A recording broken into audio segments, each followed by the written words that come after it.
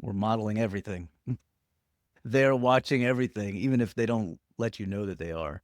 It is pretty obvious that kids in general are really intuitive and they pick up on things much more than adults give them credit for.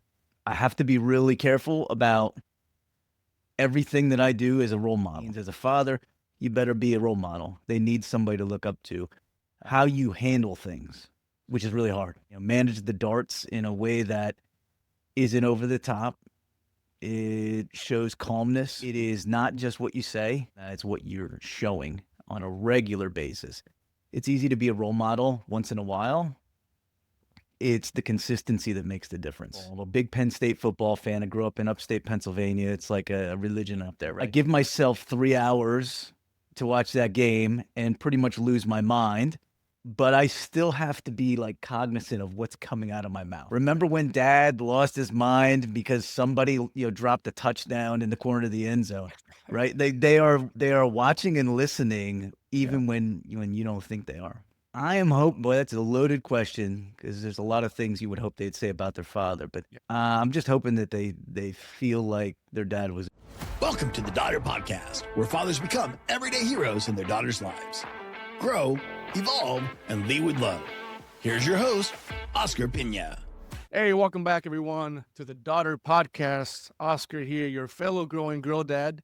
Today with another fellow growing girl dad, Kyle Hill is joining us today to talk girl dad stuff and also to get into his work helping families and helping kids specifically in all different facets of necessities. So, Kyle, man, how are you today? I'm doing great, man. Super blessed, and I'm honored to be on with you, my friend. Well, the honor's all mine. And if you guys don't know, I was on Kyle's show, had a great conversation with him over at Dad's All In podcast. So go check that one out. That was cool. But welcome to you onto the Daughter Podcast. Thank you. I appreciate it. And I'll give you a shout out because I listen to a lot of podcasts, many of them dad related. And I just appreciate your philosophy and mine definitely mesh in the idea that we're just trying to get better. We're going to fail, but we'll fail forward and learn from it and try to get a little bit better. And I appreciate that about you, man. Thanks, man. It is literally the work of the podcast because failure is is the thing, right? It's Failure a necessity. That's right. Absolutely. Yep. Well, Kyle, man, before we get into the juice of this conversation, give us a little bit of your background. You've got a tremendous background in teaching and being a source for children for betterment, obviously. And then you also have a son, an older son that is in college, and you have two 13-year-old twin daughters. Guys, listen to what I just said. Two, same age, twin daughters at 13. I have one 13-year-old, so I'm just very sympathetic here. So give us a little bit of your background, man, and tell us about Kyle and what's going on with you. Thanks.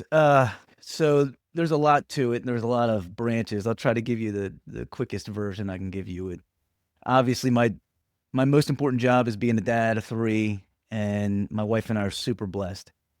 It started way back before my son, and my wife and I had a long road to hoe trying to be parents. And so it took us 2.5 years to have our son. We needed assistance to get to that point, which was hard, really hard, especially on my wife, going through the whole process. But beneficial in an odd way for me, because that gave me 2.5 years to kind of get my priorities straight. Interesting. Up until that point, I was an elementary school teacher, which we'll talk a little bit about, but I was also a high school soccer coach, and I had visions of being a college soccer coach. That was pretty much the trajectory I was going on, trying to run a successful program at the high school level. Next step is college, and my vision was that's where I'm headed. And probably starting Division III, Division II, but also knowing as a coach, you're never really going to be happy at that point. You just keep trying to strive to get higher and higher and get to the most competitive levels. Well, because of that 2.5 year period, I was able to understand that there was something I wanted a whole lot more than being a coach, and it was being a dad. And because of that, it was kind of odd. The call came for me to step into the college ranks and coach the same day my wife found out she was pregnant. Oh, that's crazy. And as crazy as that is, and thankfully, all that time we had allowed me to say, "You know what? Nah, I don't wanna be a college coach, and number one reason is I don't wanna drag my family all over the country while I chase this dream." And so that was a hard stretch, but an important stretch for us. And so I said I was gonna try to give you the quick version. I'm probably going longer here. No, Then bring what all of eve it. Thank you. Eventually what happened was we had our son, it was amazing, and, we eventually had our daughters. To our surprise, having 2 twins is a different beast altogether, and specifically, and you and I have talked about this before, having kids that don't sleep, young kids that don't sleep at night is Yeah. another level, like a layer of it brings a different layer of exhaustion and challenge, Yeah. and we had our son didn't sleep well, and then make matters worse, it was even worse for our daughters. And so we went through probably the first 18 months where our daughters didn't sleep for more than like 2 hours at a Oh stretch. my gosh. There's a company extremely dedicated to restoring the dignity of hard work and the relentless pursuit of greatness. That company is Fuel Hunt, and I am honored and humbled to have them as our sponsor. They have built a community that is all about choosing discipline over comfort and taking pride in the journey because comfort is a slow death. Their clothing isn't just apparel or fight gear, it is our uniform. 100% American made, Fuel Hunt clothing is a daily reminder for me and those around me that I am committed to being among the few who truly hunt for their goals. Join the movement today and wear your ambition proudly. Everybody wants to eat, but only a few will hunt. Follow the link in the show notes and use GrillDad at checkout for 10% off your purchase. And it was a full commitment on my wife and I, and we battled through it. It was a bit foggy. We don't remember a lot from those days, but we made it. And so the thing about our kids, and this is what I share with a lot of people, is that as amazing as our kids are, our kids have a lot of challenges, and those challenges come in a wide variety of ways. I specialize and have for a long time in working with kids with specific needs, Okay. academic, behavioral, social, emotional, working with the whole kid. But even I was not prepared for the challenges that my wife and I were going to face with our kids, as we have challenges in all those areas with our kids, and we still work through them now. Mm. And so I thought I was going to be in a pretty good spot, having a lot of experiences, 20 years as elementary school teacher. And then I did 5 years as what we would call a resource lead for one of the largest school districts in Delaware. I'd left coaching when we had our twins, because I realized at that point, no, I can't. My wife can't balance it all. This is all hands on deck kind of thing. And so at that point, I went into a more leadership role too. A few years after that, which I loved, and all of that work really specialized in helping staff throughout the school district to help kids who had specific needs, academic needs, behavioral needs, social, emotional needs, and I was in charge of interventions for all that. Now I'm currently a professor, and it brings me back to really, I shared this with you before, my 2 passions in life are my family, number 1, foremost, and number 2, helping kids, because I was a struggling kid. Like, that is my background. I was not successful in school. I had some behavior challenges. Mostly the staff didn't enjoy my jokes. Some of the teachers did, some of them didn't. I cut up the classroom a little bit, but I also had some academic challenges. And some of the reasons was for the behaviors, because I struggled with school.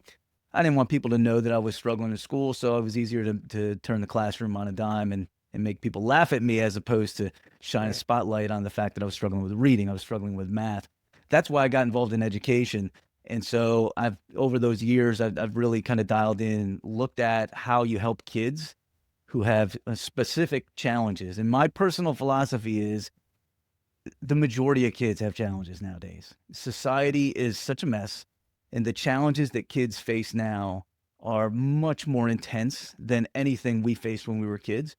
And because of it, it's so important for dads, parents to be actively involved and be present in the moment with their kids, so that they can be the best for their kids, so they hopefully become as successful as possible. So that's kind of it in a nutshell. There's some other layers. Obviously, I podcast and do some things.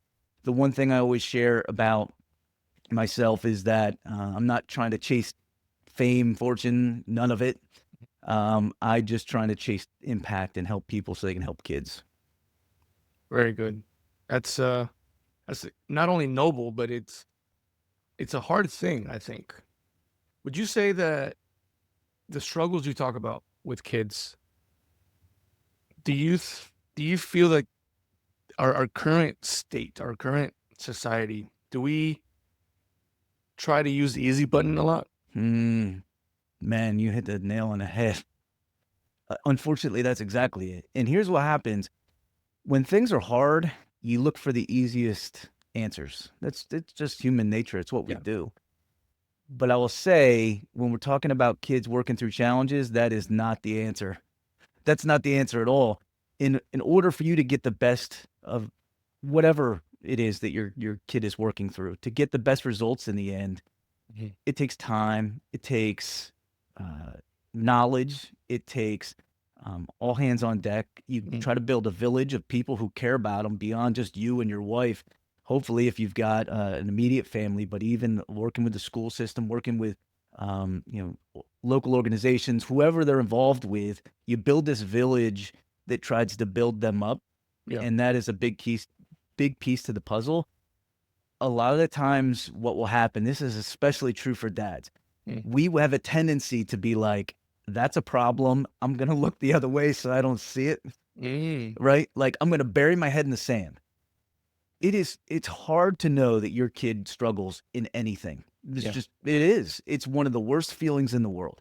As I said, our kids, and maybe we'll dive into some of this, is, we have real challenges with medical needs. We have real challenges with neurodivergent needs. We've got a house filled with ADHD. I raised my hand as a proud ADHDer.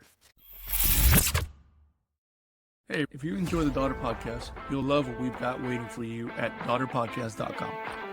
As soon as you visit, you'll be prompted to join our new email newsletter, a resource packed with valuable insights, practical tips, and powerful perspectives straight from our podcast episodes and incredible guests. Don't miss out on the chance to join the community and strengthen your journey as a father. Visit daughterpodcast.com today and subscribe, because great dads never stop growing. Part of my struggles in school stemmed from that, right? And then my son and my daughter also have ADHD. So there are times when our house could be a hot mess sometimes. But they have come a long way. My kids have come a long way.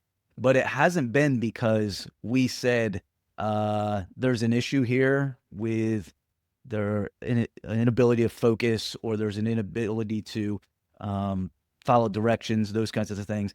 The opposite had to happen. Over time, we had to figure out the best path forward to help them. And I'm happy to say, my son's come a long ways in college now, doing great. My daughter, who has ADHD, is in middle school. She's, killing it, crushing it academically. She's come so far. But I'll tell you, her as a 5-year-old was a different beast than her as a 13-year-old. And so your point about hitting the easy button, it's true. A lot of times we want to find something that's easy and easy out, sometimes an easy excuse as to why something happened.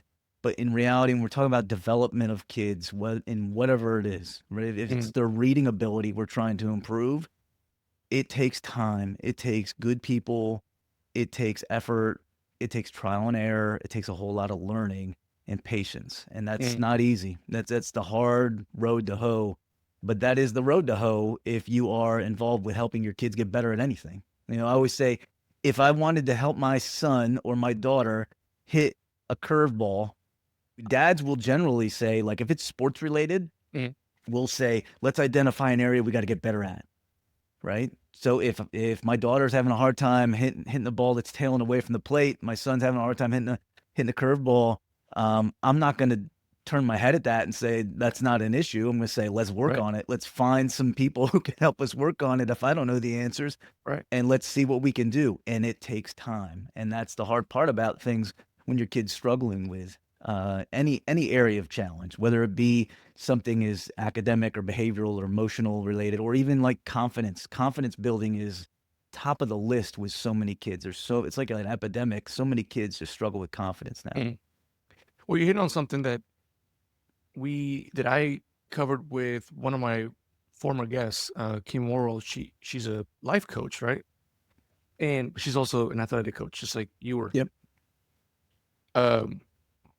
It's interesting how, at least from the father's side, sports makes sense, Mhm. right? Well, if you need work on batting, well, there's a batting coach for that, and they're really good at it. Let's go talk to them. But we don't talk about that, especially on the dad side, I think, when it comes to coaching through life and children, right? And the thing, dude, is it's hard because there's so many coaches now Mm. online, right? Mhm. Everybody's a coach. And it takes some time and work to find people with experience. You've got well over 20 years of experience working with specific issues. Um, but I don't think that as dads, we make that connection where we might need a coach. And it may not necessarily be a coach for my kid, although that could obviously be part of that.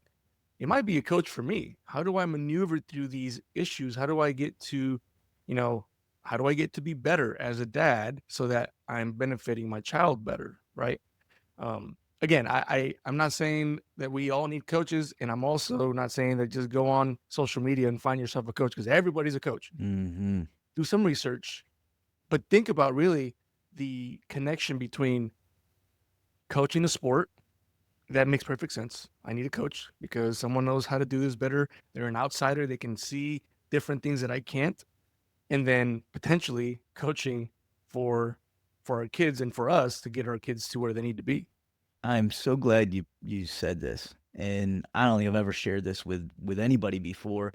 Maybe I said it on one of my solo parts of my podcast, but you're right. There are a ton of people who are out there shouting from the hilltops that they've got the answers for you and your Right. kid.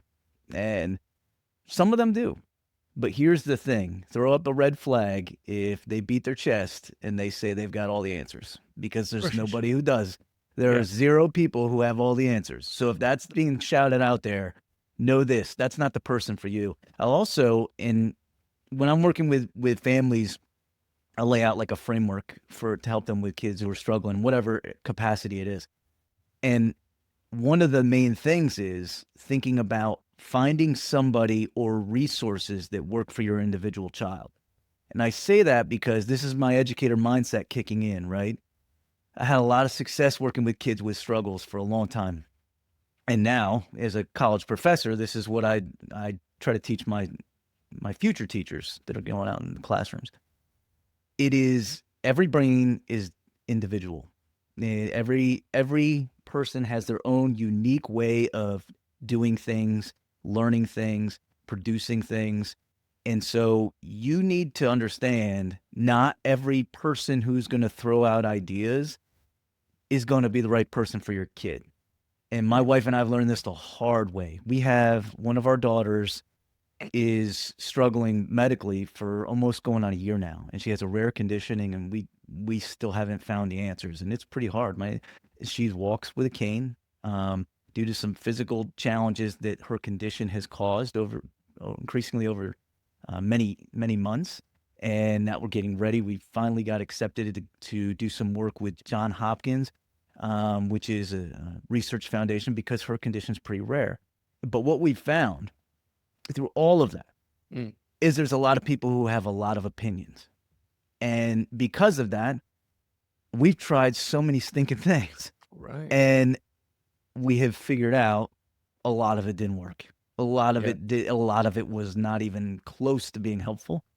And we have had to analyze things over those months to try to get to the point where we're at now, where we're starting to turn the curve. She's starting to have more success, but we're still a long way from getting her back to where she was, less in, 2024. So I use that as an example because when you're looking for somebody or something or, resources who are going to help your kid, understand you've got to do your part in knowing your child, because people are going to tell you this is what you're going to do. I'll Right. use a dad coach as an example. Be careful. There are some great dad coaches out there. You'll find them on YouTube. You don't have to search far. You'll find them on social media. You won't have to search far. But when you dig a little bit, you'll find out, like, what's your background working with kids? Oh, I've Right. got 2 kids of my own. That's what right? Or I've got 3 kids, and that's their background. If your kids are similar to their kids, what they do and what they offer might be helpful for you. But the vast majority of kids are not going to be. The Yeah. vast majority of kids are not going to fall into those silos. It's because your child has an individual brain. And not to go too far down a rabbit hole, but even in our 3 kids, they all have a different approach. They have an individualized brain that operates differently. And so that even twins, right? Like my twins could not be any more different. Well, I've got one that loves wrestling. All right. And I've got another one who would rather just, she enjoys crochet and she's very studious. She'd like to go on to Right. be an astrophysicist. They're Wow. just two different brains completely, even though they're twins. And Yeah. so I use that as an example because when you're looking for something or someone that's going to help your kid, you've got to do your due diligence in analyzing, understand your child. Like spend the time to figure out who they are, what are their strengths, every kid's got them, what are their areas, their specific areas that they need help with. Don't bury your head in the sand. And then you, and if you have a significant other, analyze what you think is going to be the most um, appropriate route to help them to figure Yeah. out a plan forward. And that sometimes is leaning on, maybe it's a coach, but a lot of times it's leaning on people who have, or maybe in your community, maybe it's school related stuff. It could anybody who has a background. So you just look for you take in all the information you can get, Yeah. and then you analyze it and you try to figure out what's the best path forward and understand it's going to be a lot of trial and error. Doesn't matter if Yeah. we're talking about a kid who's struggling in reading or if we're talking about a kid who's struggling with hitting a curveball. It is Right. the same process. Well, I think it's important too to understand if, at least initially, if the coach is necessary for the kid Hmm. or if it's necessary for you, Yep. right? Because Yep.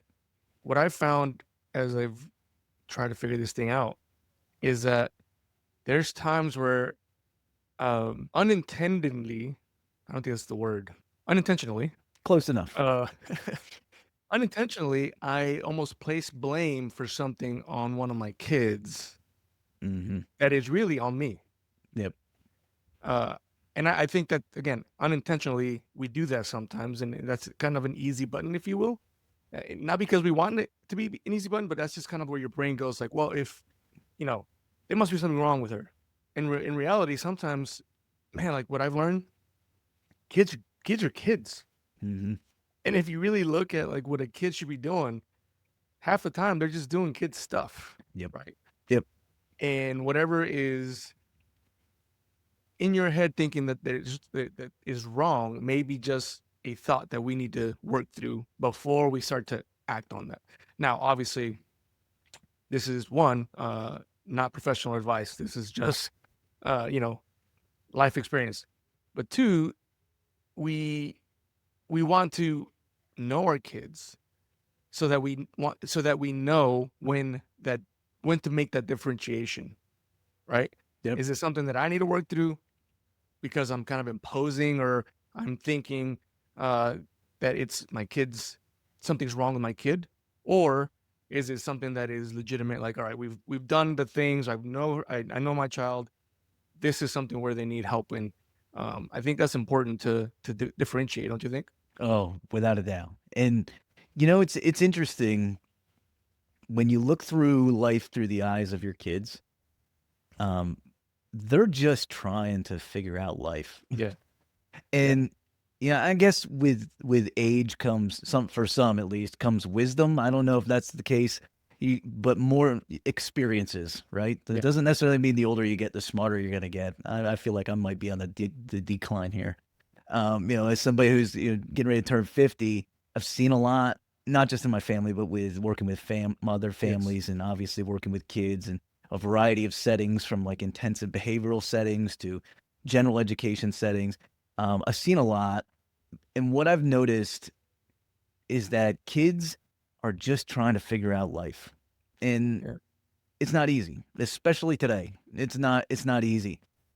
It's hard for dads to be like, I know you're struggling with that, but I'm gonna let you figure that out and work through that. yeah, We want to fix things, right? yeah, Whether it be your car or whether it be the plumbing or whether it be your kids. And that is a huge challenge for dads. because you can't fix things immediately in their Right. kids.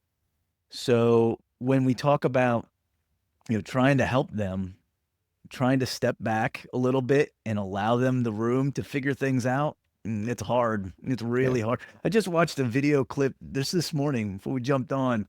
Uh-huh. This little girl, she's probably like 3, Uh-huh. and she accidentally spilled the Cheerios and went all over the place. And I immediately went back to like this moment. I remember we used to feed the girls when they were young, and they would have seats right next to each other, right? And we're feeding them, and I would get so frustrated if they wouldn't eat. And my wife would always say, if they're hungry, they're gonna eat, right? Right. Now with perspective, I realize that wasn't that big of a deal. Like they weren't gonna starve themselves. They would figure it out, and they did. They just had certain things they didn't like to eat. And Right. oddly enough, years later, it's still very similar. There's certain things they don't like to eat and certain things they do. Yeah. And so you learn over time, like, these are small things. Like these are, but in the moment, you're like, if you don't eat, we're gonna have all kinds of Yeah. problems. Your mind, your brain turns red and sends off Yeah. signals, right? And then you start to lose you lose your stuff, and you think demented things that really aren't that That big a deal. important. Yeah, we're talking about if she turns the bowl of Cheerios over and it spills on the floor. Okay, she Yeah. didn't do it on purpose, Yeah. right? Like, we're gonna pick it up. Maybe, at that point you teach the life lesson of, well, you make an accident, let's pick it up and clean it up. I'll help you a little bit together and we'll figure it out. I Right. think those are the kinds of things you start to learn as a dad. And we all if people can tell you till you're blue in the face, hey, don't do this as a dad, don't do that as Yeah. a dad. But I think sometimes you gotta live it and experience it for yourself. Otherwise you don't fully learn it. Yeah. I think a lot of that comes to um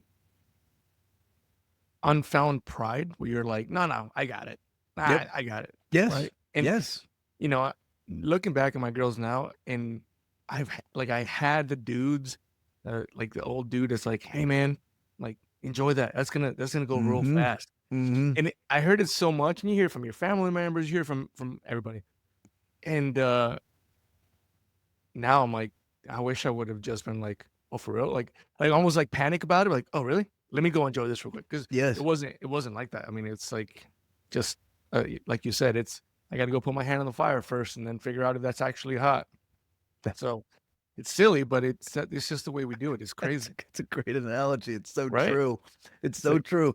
And we had recently, my wife and I found ourselves like looking at old video clips. You'll get things that pop up in your feed. We have yeah, Amazon photos or whatever, like video clips that'll pop up, or maybe it will happen on social media. You'll get a Facebook feed and remind you of memories. And things pop up of especially our girls when they were like in that era from 1 to 2, where we can hardly remember anything about it because we were sleep deprived and we were just we were drinking from the fire hose, right? Like life was, we were just trying to survive.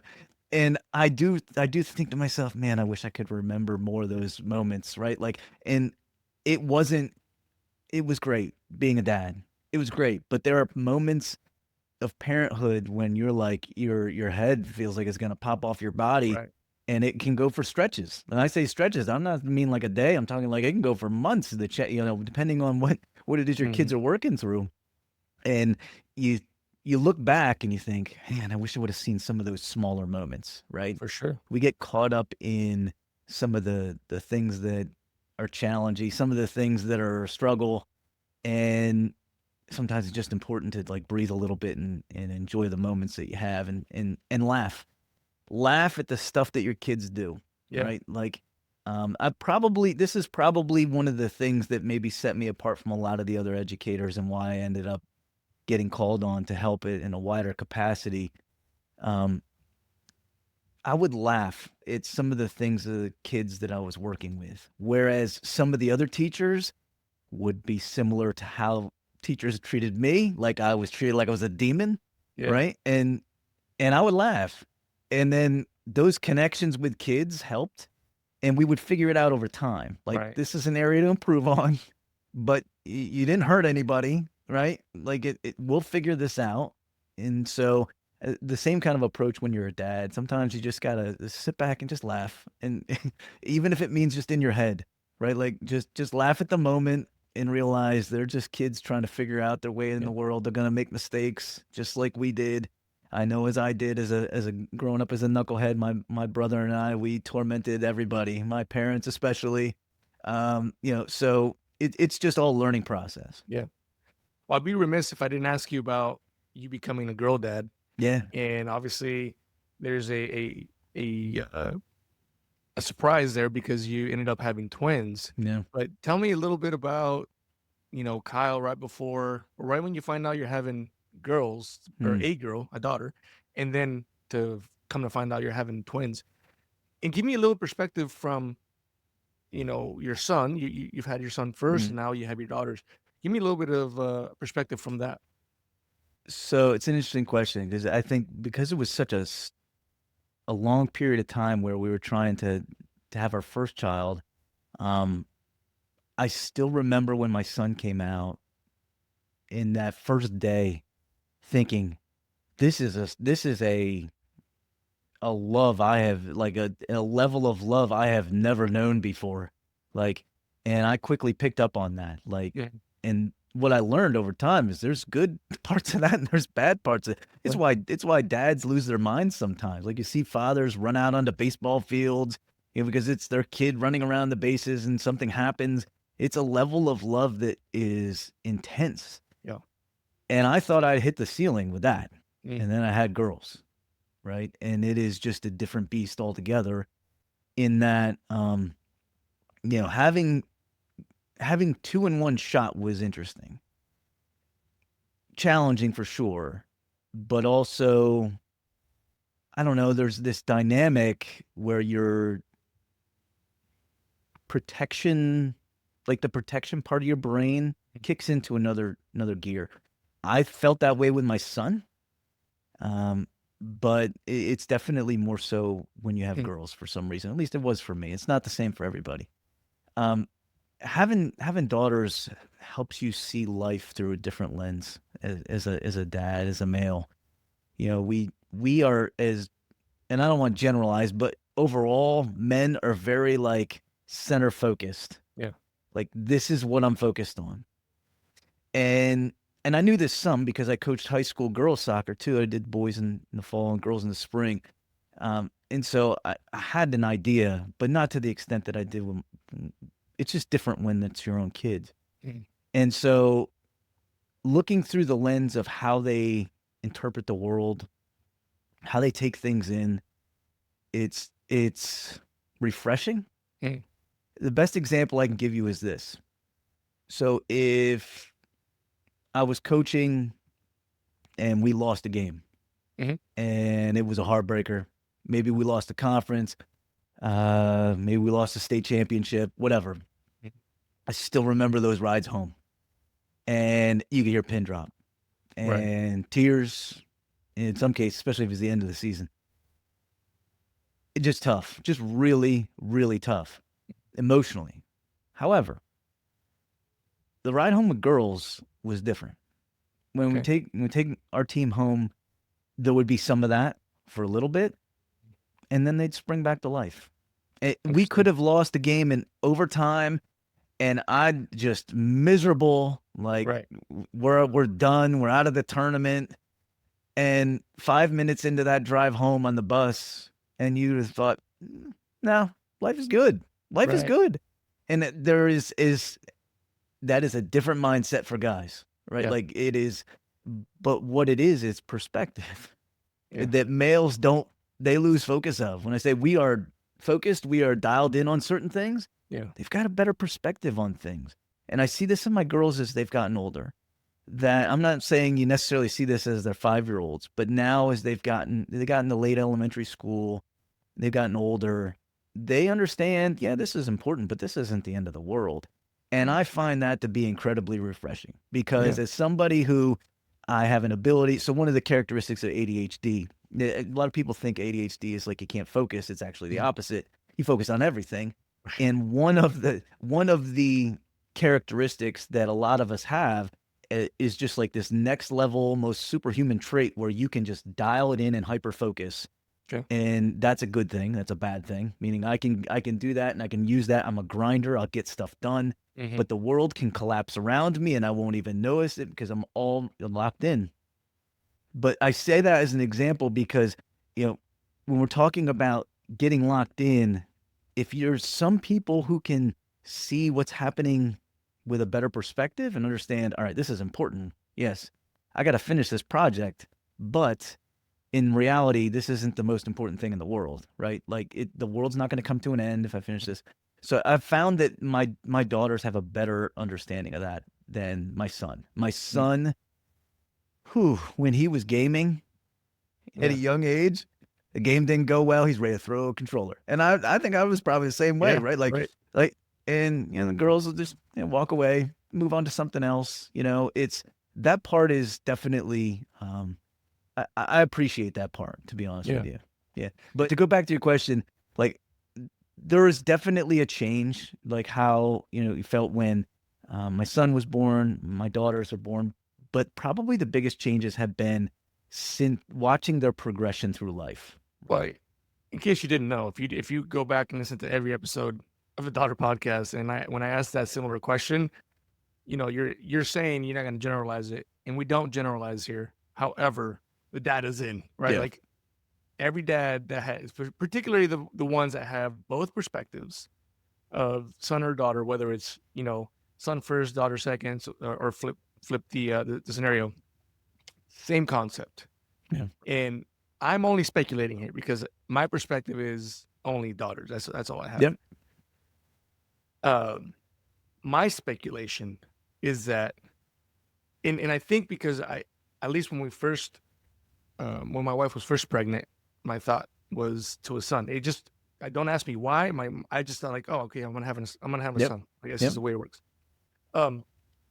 I think the thought is, yes, I had to protect, but also now I need to teach him to protect and teach him to do the man thing, right?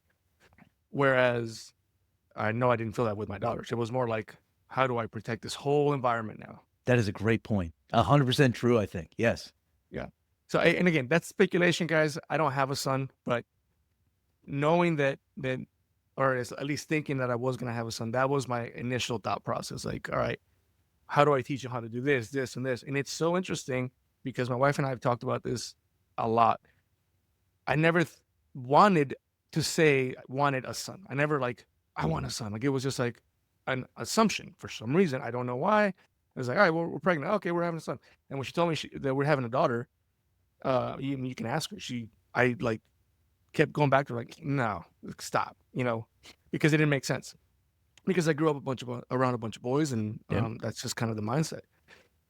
The other point, as you were talking, that I think you were making, at least the way I interpreted it, is the amazing way that girls soften not just a man's heart, but a man's brain. Mm-hmm. True. Right? Yes, absolutely true. Because my daughters inadvertently have taught me to look at things differently, to pause and to, like, as silly as it sounds, like to feel some emotion, let it sit for a minute, not react to it, because dude, I have 3 and then my wife, and it's just like it's been very helpful to learn that. Yep. Right. Yep. And so again, I think there's a difference. And I know that current society says no, like, no, you should raise them the same. And they're exactly the same. It's like, I'm sorry, man. I've been talking to dads over and over and over again. I've been talking to ladies that have come on the show. Same thing. Like, I'm sorry, the data's in. There is a difference, and that's okay. It's okay that there's a difference. Yep. I'm glad you said this.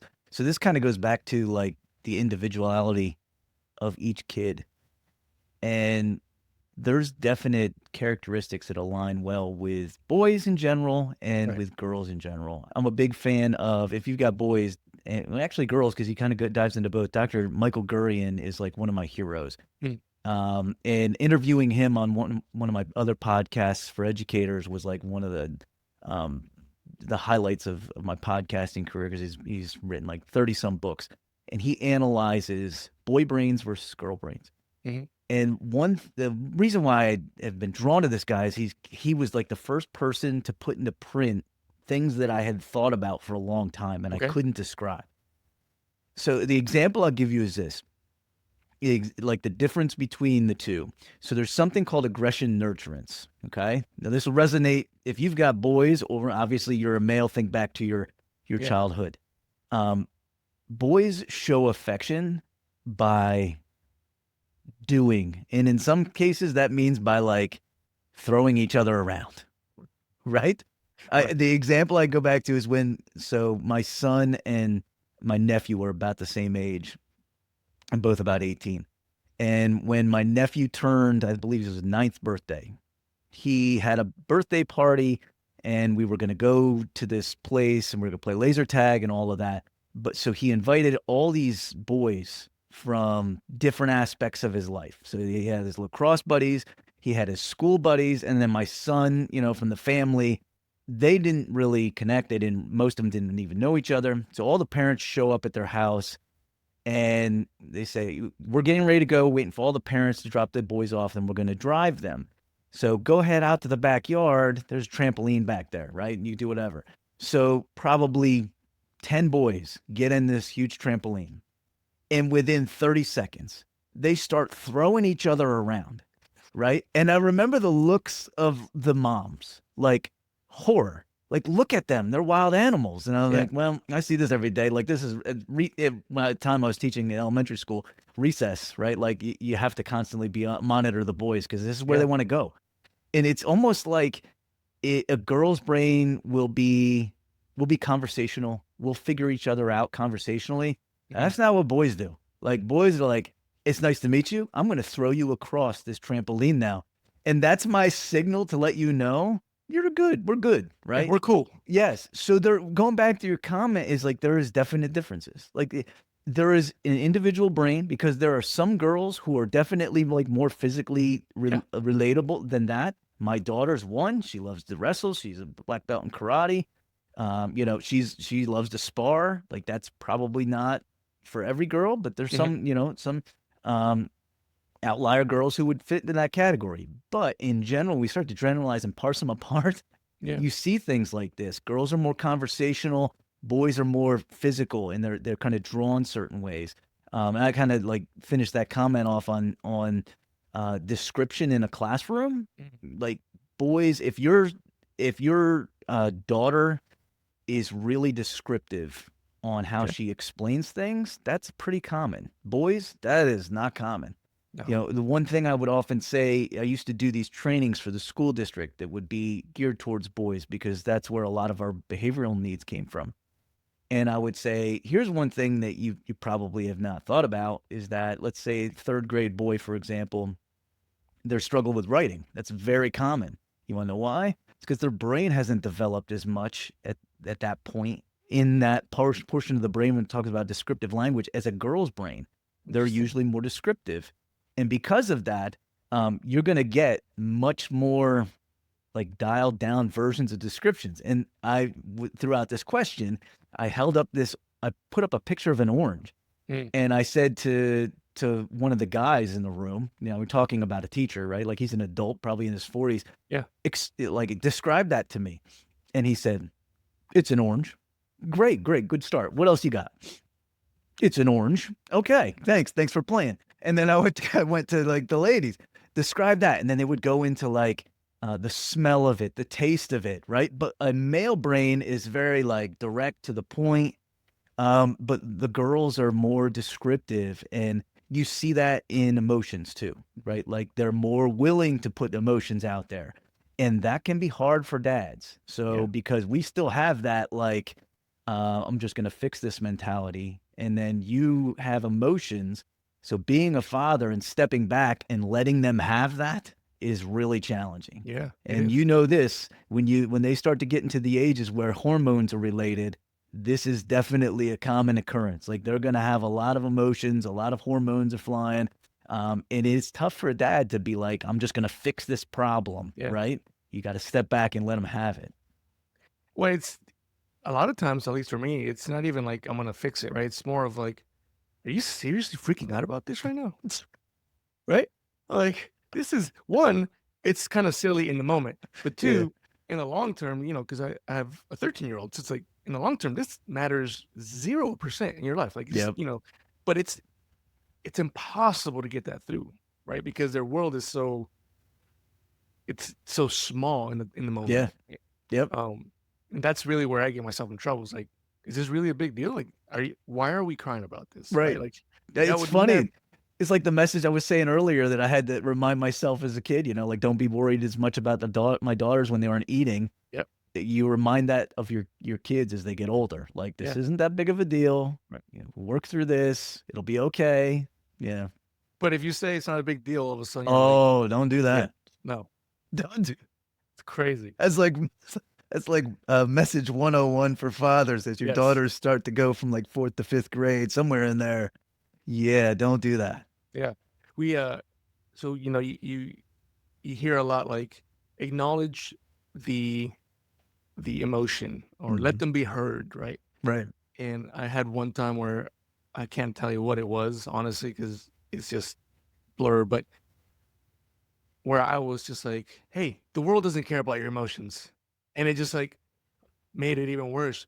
It's true, but the delivery was not really Right. well done, right? Right. And so Yes. that's something that I've been learning as I'm going.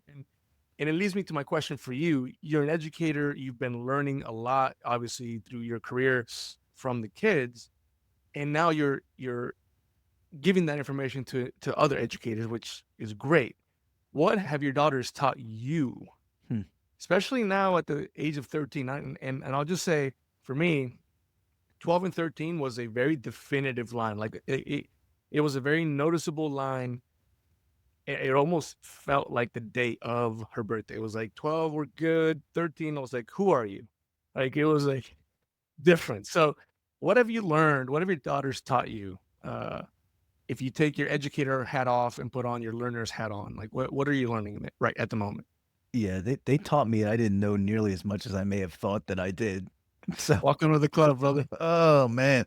And I always say like I felt I had a lot of experience, much more experiences than most fathers do For sure. coming in, right? But there are things that have happened that they don't teach you in a textbook. Like I often joke that, somebody tore out like many, many chapters in my How to Be a Dad manual Yeah. because the stuff that my wife and I have faced with all three, but especially with our girls, has been, stuff that we didn't see coming. Them I guess probably one of the things that they have driven home, they really more confirmed for me, is the importance that you really have to look at every kid that you have individually. You know, we have like I'll give you an example with like behavior and discipline. So we have the same consequences for poor decisions. You have to have Mhm. when it comes to I won't dive into like, the ins and outs of discipline, but you have to have two facets of it. One is setting boundaries. You got to have Mhm. boundaries and expectations. The other facet is you gotta be willing to build them up, you gotta be willing to praise them, you gotta be willing to know and identify when they've done things well, and actually, there should be more of that than there should be, like, Right. negative consequences, and so we set the expectations as far as, like, this is the boundary, don't cross that boundary, but how we communicate that, far different with each of our individual kids. So even though our girls are twins, if one of them makes a poor decision, we approach it in a different way than we would with, say her sister. And I would say that that's something that I knew probably coming in, like just because of all my years as an educator, but also coaching and working and making connections with kids. But I think they've kind of confirmed that even more so. Because you would think twins, you just handle them the same way. Yeah, right. Couldn't be further from the truth. Because if, for example, I'll use terminology being firm. Like if my one daughter does something and I'm very firm, like stop. You need to stop this. Here's what's gonna happen. Bang. My one daughter will be like, okay, shut it down. Maybe tear up a little bit. If I did that to my other daughter, I better be willing to take the backfire. Like Yeah. there's gonna be some, right? Like Right. which I appreciate about her. Yeah. She is stubborn and she is got a voice Right. and she is not afraid to say it which as a parent who wants to produce independent women who don't necessarily have to rely on a male to survive, I want them to have a good relationship with whatever males they have in the future, but I don't want them to be like, I need somebody to take care of me all the time. Right. I appreciate that about her. On the other hand, my other daughter, I appreciate that she's just ultra compassionate, ultra thoughtful, and wants to be a rule follower. Like there is just two separate people, and how we approach working with them is completely different. And it just kind of depends on the moment. It depends on what's happening. But I think that's kind of the main thing that they have confirmed for us, that we have to be almost like an individual method, how we work and get the best out of each of them.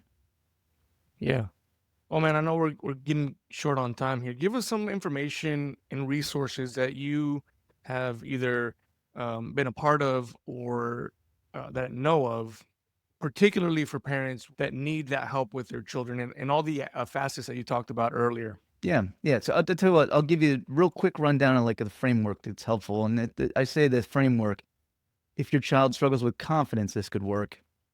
If your child is struggling in some kind of you have a medical need, it doesn't really matter. It's just a general framework to kind of give you an idea of how to go about things.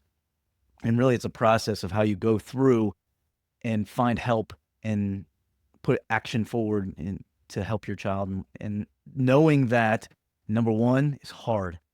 There is nothing, I said this before, there's nothing that's much harder than knowing your child struggles with something. And the level of severity means the harder it can be. And as a father, you're going to have this philosophy sometimes, like, I struggle with this too. Like, I'm going to back away. Like, I'm not sure I can deal with this. I'm going to back away. But you can't have that approach. You have to fight it. You have to fight that urge. So the first thing, there's a couple of these points I've already hit on. Like the first thing is know your child, right? It's where it starts. So know them individually. What are their tendencies? What are their traits? What are their amazing characteristics? What are their areas that they need to improve on?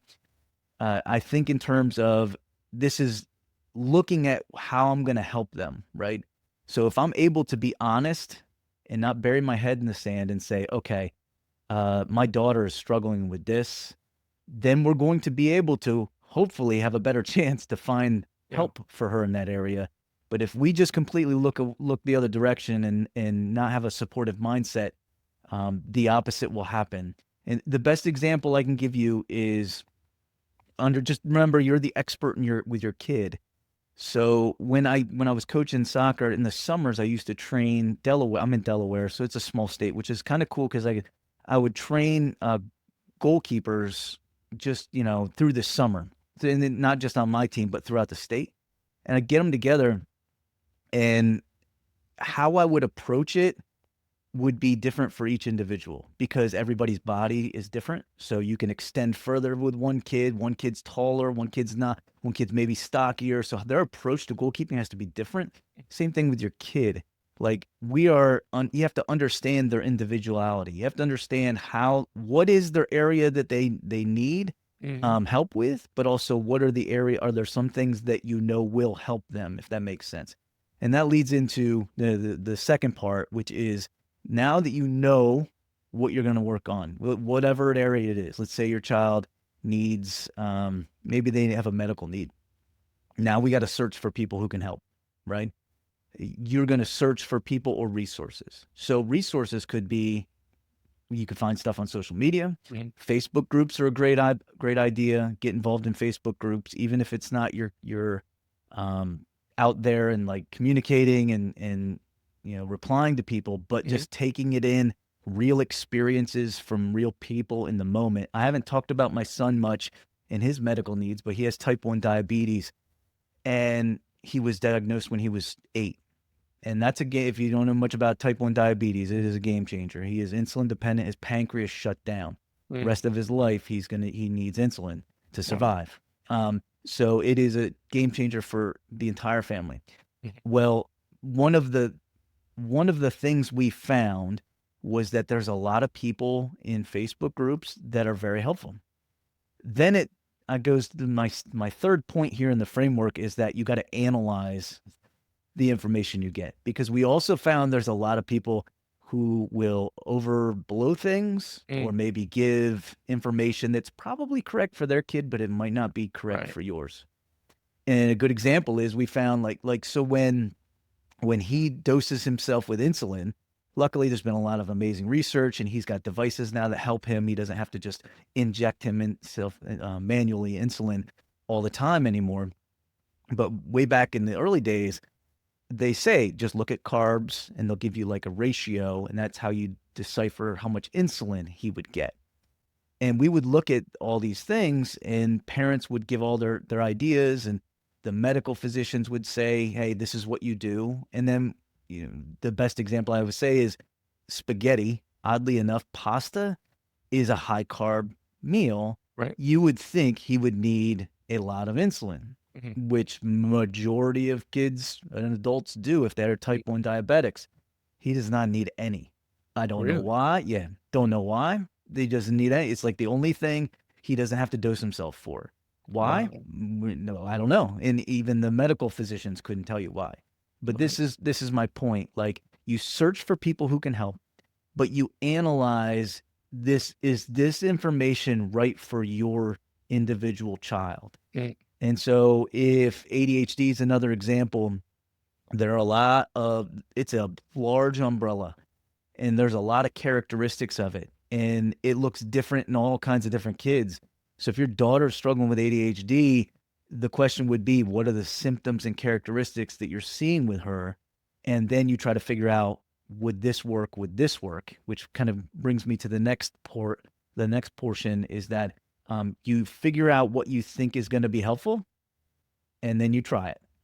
And then you ask yourself, did it work? right. And sometimes that takes patience. If your child's struggling with reading, know that they're not going to. We try like a specialized direct instruction program from a Mm, tutor, for example. right. It's not going to take toll in 2 days. You're not going to Right. automatically fix, right? Right. If your child's behind multiple years grade level in reading, Right. it's going to take some time. But also ask yourself over the course of time, are we seeing improvement? Is it getting better? Or are we plateaued? Or are we regressing? And if that's the case, if we're regressing, we're back to the drawing board. Right. Let's gather more resources, let's gather more information, and then just constantly trial and error and working with people. Wow. And you mentioned something that really kind of formalized the thing, right? Is to look at it in perspective. Um, and I always take it back to coaching. Like you said, when we're talking about a sport, you know that if you get your kid a coach, you're not going to see results tomorrow. Yep. You're gonna see results, in a long term. Now, obviously, with medical conditions, other things like that, the term is set by the medical professionals. But Right.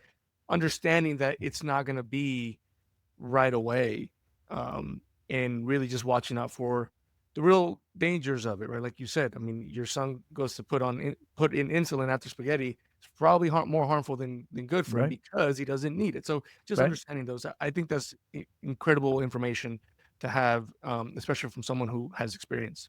Thank you. And I'll throw this last example, and I hit on this a little bit at the beginning, that going through all this stuff my daughter has gone through has cemented the idea that even though physicians have the best mindset, they have Mm, a general knowledge of whatever it is, it doesn't mean they know everything about your right. child, right? And so let's use this as an example, the medical field.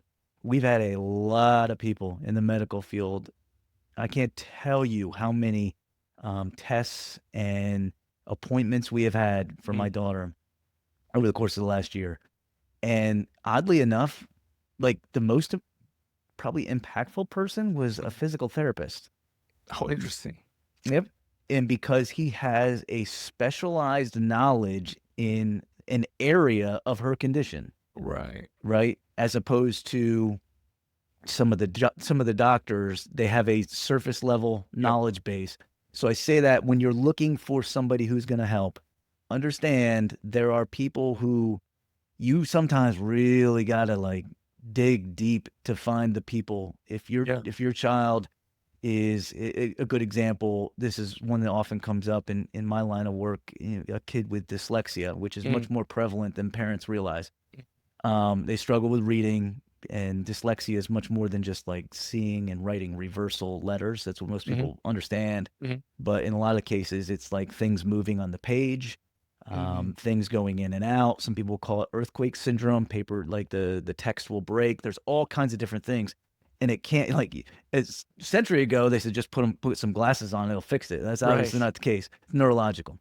But I use this as an example. Like at the school level, you're going to have some teachers who may have some surface level knowledge of dyslexia, but you might be able to move the needle some. And if you're lucky enough, you've got a teacher who has an extensive level of knowledge of it, it might move the needle a lot. But you might have to search out specialized people who can dive deeper. It's just like if I've got an athlete who struggles with, we'll just go back to the baseball concept.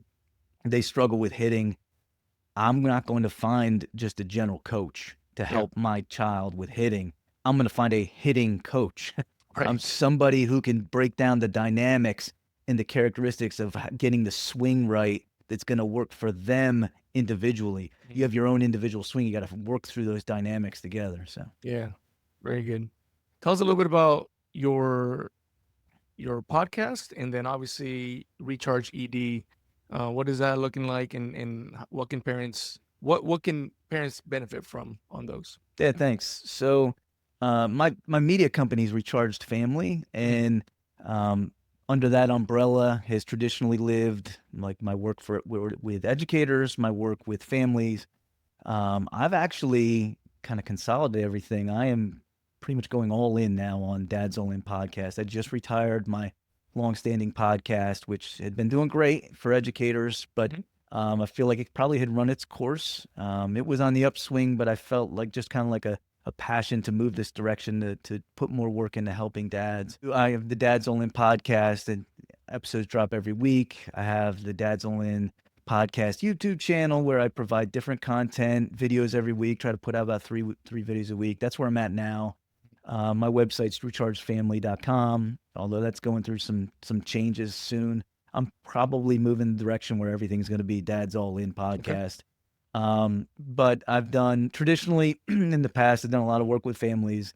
I've done a lot of work with educators. I've done a lot of work with community, like trying to get partners in the community, whether it be athletic programs or music programs, whoever. People in the community work with kids to understand how to work with kids. That's essentially where the gist of a lot of the stuff that I've done over time has been. So awesome. Well, we're gonna have all those links down at the bottom of the show notes, and you guys can go there and get to Kyle pretty quickly.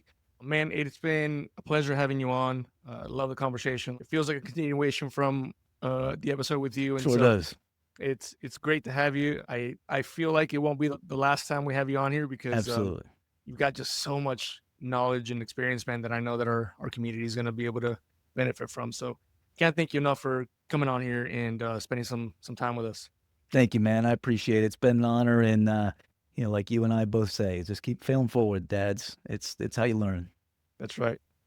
All right, guys. Hopefully you took some notes. If you didn't, go back, restart the episode and listen to it again. Look for Kyle with the Dad's All In podcast. Great content there, and just super useful. So until next time, you're a local Growing Girl Dad here. See you all later. Hey, if you enjoy the Daughter Podcast, you'll love what we've got waiting for you at daughterpodcast.com. As soon as you visit, you'll be prompted to join our new email newsletter, a resource packed with valuable insights, practical tips, and powerful perspectives straight from our podcast episodes and incredible guests. Don't miss out on the chance to join the community and strengthen your journey as a father. Visit daughterpodcast.com today and subscribe, because great dads never stop growing.